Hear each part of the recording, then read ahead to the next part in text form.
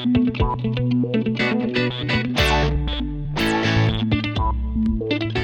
erigibo.com, and today I'm going to speak about these people that say I do not use Photoshop, I do not edit my picture.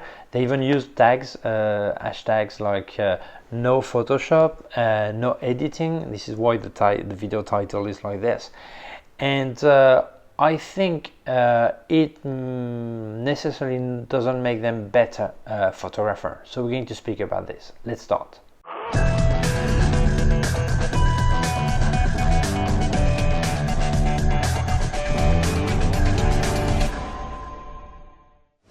So when you hear this, no Photoshop, no editing, and these people that say no, a real photographer do not edit pictures, doesn't do Photoshop, this is a real thing, real that.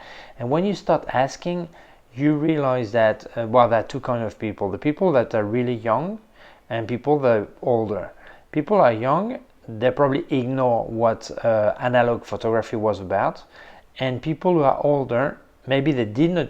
Even if they are older, maybe they've never made a picture with analog photography, or they made it a different way, or they have very short memory. So I'm going to show you a picture by Dennis Scott. It's a picture of James Dean in Times Square. This is a very famous picture. As you can see, I'm not going to analyze the picture, but I'm going to show you another picture. This one is the same picture, but this is the original picture with some printing notes by Pablo Inerio, who is the guy who was in charge of enlarging the picture, and he's made a lot of notes, writing where it should be higher highlights, lower highlights, different shadows, all this. And this is when you actually realize that if you check both together next to each other, the original is not the same as the end results. So someone would say, but when we're doing analog photography, no one was editing anything. This is not true. This is actually edited exactly the same way Ansel Adams was working, by zone, and put higher lights or shadows, all this. So it's, as you can see, the original is not as the final result. And now I'm going to show you a very famous picture by Ansel Adams, which is a moonrise over Hernandez. I think it's in New Mexico. And it was printed, Ansel Adams printed 1,300 prints of this. The last one to be auctioned, it was in year 2006. It was sold for $609,000 US dollars, which is a massive amount of money, over $500,000. So it was really a successful picture, as you can see. No? On the left, as you can see, this is the original picture. It has nothing to do with the end results. Why? Because Ansel Adams worked on that picture for months and create some card to stop light or put more light, whatever, in his analog for a laboratory, obviously. And he worked on his picture, so he had the result he wanted. So as you can see, if you were thinking that in analog photography nothing was retouched or optimized or whatever, or like you do in Lightroom or whatever, this is not true. Obviously there were some people that were not doing anything, but the most very famous picture were all edited this way, in analog way, but it was all edited. So I realize a thing, that some people, when they say, yeah, but in analog, I never edited anything, like Eric is saying right now. Yes, because you were getting your roll of film to the lab and say, here my roll of film, and a week later, or 2 days, or 1 day, or 1 hour, you picked up your pictures, 10 by 15 or whatever, you looked at the picture and that's it, and it stopped there. And this is really the difference between taking picture and making picture. You were taking pictures, you were not making pictures.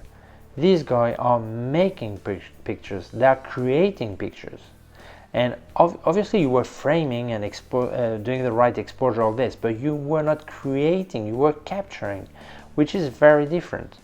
And when people, they criticize Photoshop and they say that we're not retouching anything in analog, you realize that these people normally criticize Photoshop, but they also criticize mobile phone, cell phones, and actually they were using analog photography the same as some people just do JPEG today, or actually use the cell phone without filter, but to get just straight out of the box, and that's it.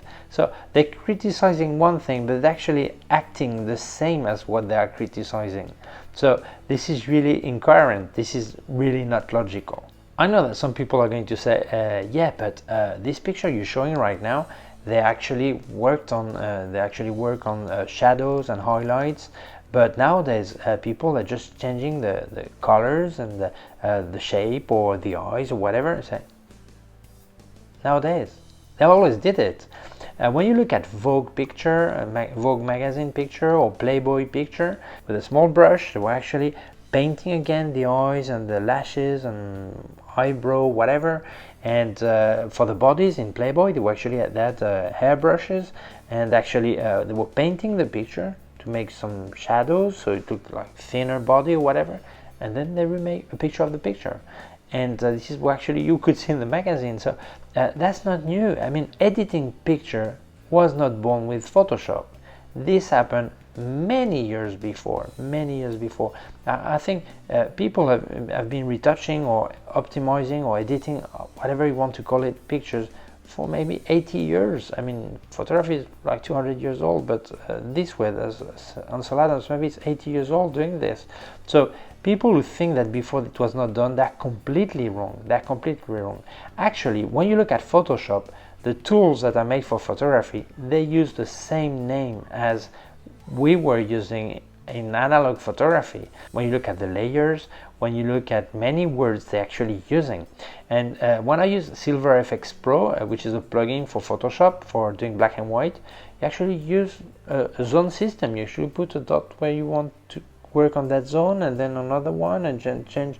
Then you change the light and shadows, all this, and it works exactly the same. But it's a lot faster, obviously, but it works exactly the same way. So actually, Photoshop did not start editing picture.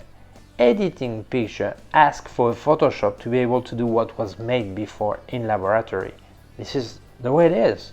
It's true that not every photographer, famous photographer, were actually retouching pictures. I mean, Cartier-Bresson always said that you should never reframe a picture. I mean, he took his frame and that's it. Never reframe for when publishing, nothing. When enlarging, nothing.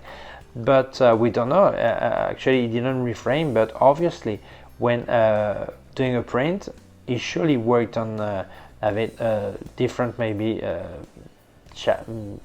not by zone, but probably worked on more contrast, less contrast, whatever. I don't know exactly what he did, but most famous photographers did work hard on retouching the picture, at least by zone. So I think really there are two kinds of photography. There's capturing pictures and creating pictures. Capturing would be like you try to be as real, as close to, as possible to reality. And Cartier-Bresson was saying that the only real photography is street photography, obviously if you don't retouch anything, because it captured reality, and all the rest he called it painting. For him, a landscape was painting, a still image or whatever, a portrait was painting. You actually placed everything you painting and then you captured.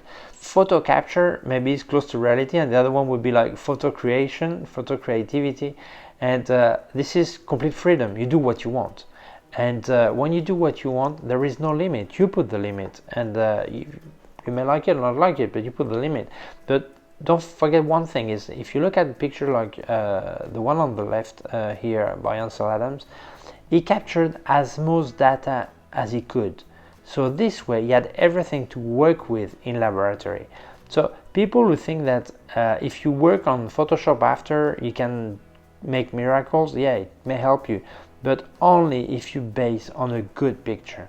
You'll get good results. If you have a lack of data, if a wrong exposure, it's probably very hard to make the right final image.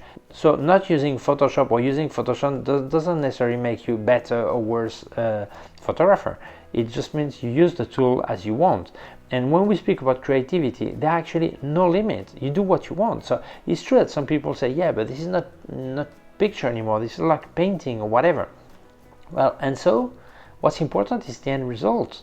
The base, the ingredient, the main ingredient is a photography. And then after you work on as you want. And you want to call it photo, well, call it what you want. It doesn't matter. For me, it doesn't really matter if it's a picture, a drawing, whatever. I like it, I don't like it, that's it. But anyway, don't forget that pictures are always, photography are always a lie. Always. If you go over the speed limit on the street and on the road and a radar make a picture of your number plate on your car, well, there is no creativity. Obviously, this is a basic capture, no? But and there's no lie there. But sometimes there's a mistake, but there's no lie there. But normally, from the second you frame, you actually decide what you're going to frame.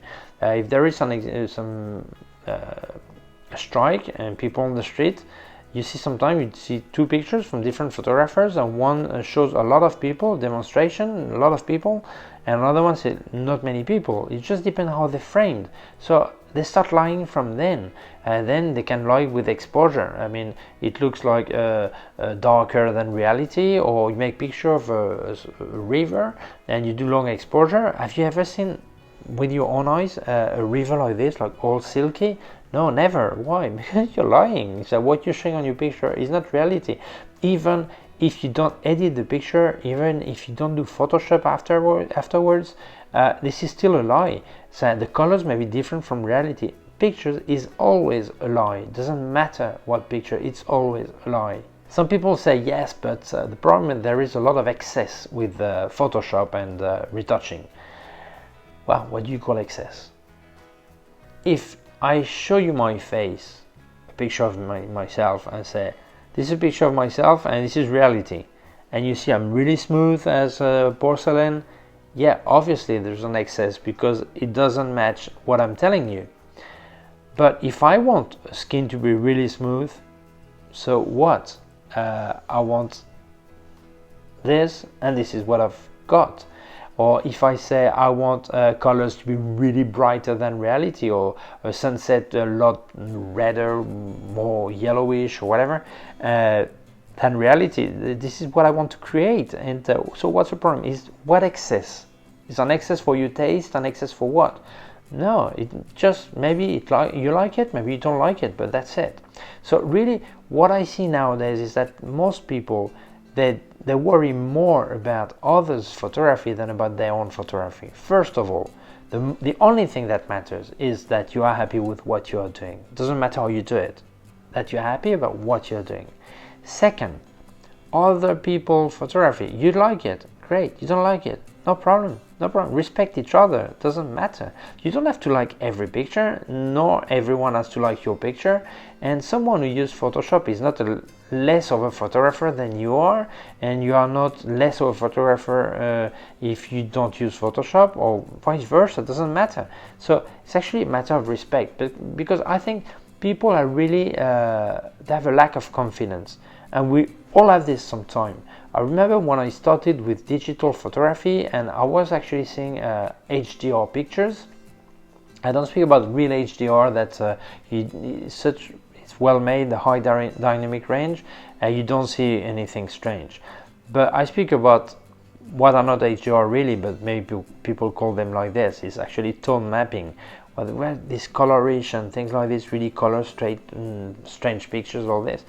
And many people were saying, yeah, but this is not picture photography, this is not, this is like a drawing. I was myself saying, yeah, but this is not photography anymore, and they should call that computer assisted photography or whatever.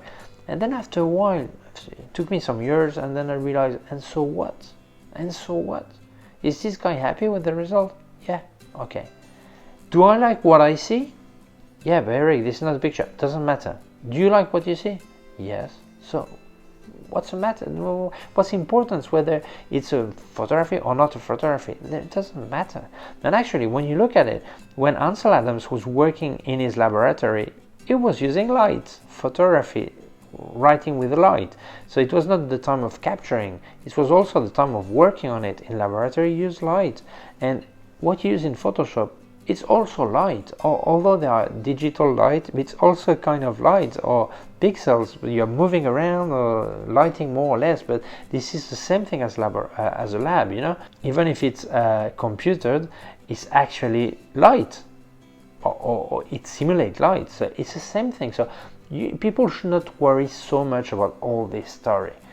The important is, do you like what you see? If a painting is made with watercolors, do you have to say, this is just watercolors, I use oil painting, and like look at it like it was bad? That doesn't matter. You like it or you don't like it, that's it.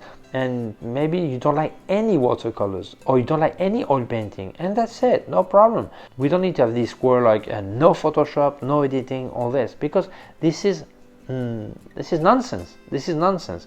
The important is the end result. Do you like what you see, or don't you like what you see? How is it made? Doesn't matter. If you tell me, oh, I didn't use Photoshop, don't use any editing, I don't give a damn. It's not my problem. I like your picture, I don't like your picture. And the same as someone says, oh, I spent 3 hours in Photoshop to get it right. And so, doesn't matter. I like the result, I don't like the result. Even if you spend 5 hours, your picture, if I don't like it, I don't like it. I'm not giving value to your time. I'm giving value to the result, and that's it. I hope you like this video. If you think it may interest other people, please share it on social networks.